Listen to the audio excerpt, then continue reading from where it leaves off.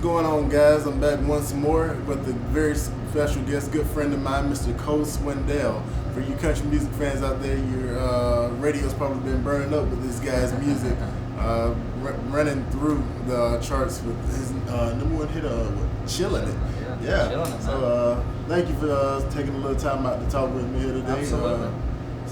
Just give us a little bit about yourself. Like, what made you want to get into the music industry? Like, Yeah, it's funny. I'm from a little small town in southwest Georgia.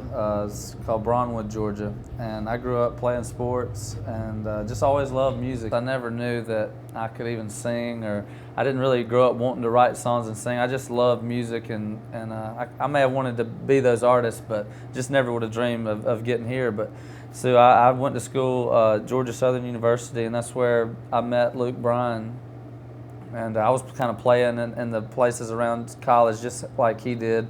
He had already lived in Nashville, and we just kind of kept in touch, man. And that made me, that was a big influence of me moving to Nashville, wanting to chase my dream. I got you. Would you say that Luke was your biggest influence, or were there other people who influenced you as well? Or? It's 90s country music is what I always tell people I fell in love with. So every artist I've ever heard was somewhat of an influence. But when it comes down to moving to Nashville and seeing somebody from a small town like me make it, so Luke probably was my biggest influence. But the Tim McGraw and George Strait, all the guys, Chesney, all the guys coming up, man, when I was growing up were all my favorites. So I had plenty of influences, but Luke I would say would be number one. I got you. And digging back a little bit further, you have people that influenced the Tim McGraws, such as Merle Haggard and Johnny Cash and those guys.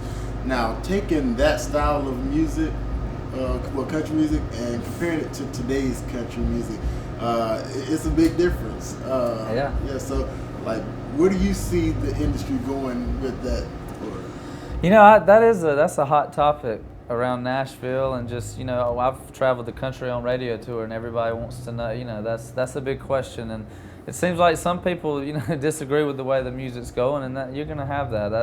That's the way it's always gonna be. But back the music we grew up on, I would like to think that those artists that I loved would want to progress things and take it to the next level if that's what it meant. That every song that's ever come before us has got us here. But I've always looked at it as I was fortunate to be in this place. I'm not here to judge anybody's music, and that's what I think I love about country music, man. Country music to me is more than just a twang sound or having a hip hop beat in a country song. I think it's about just pulling for everybody, and that's kind of what I'm doing here, and that's how I was brought up through the business to do it. So I'm just happy to have my own kind of music. You want everybody to like it, but that's not real life. That's you're gonna have your people doubting you out there, but it's the fans are great. Yeah.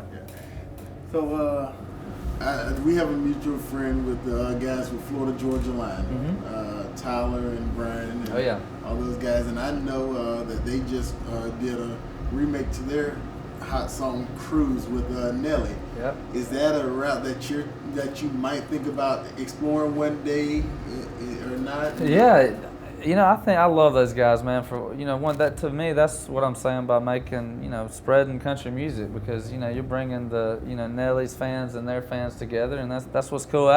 They kind of did it first, so I don't know if I will do that again, but I would love to if it's the right song. I know there's going to be a day where I get to collaborate with another artist, and if it were somebody like Nelly in that world, I would love it. Or it may be somebody in the country world. We'll see, but I'm open for anything, man. I'm a fan of just good music in general. So hopefully, I will get to do a duet with somebody soon.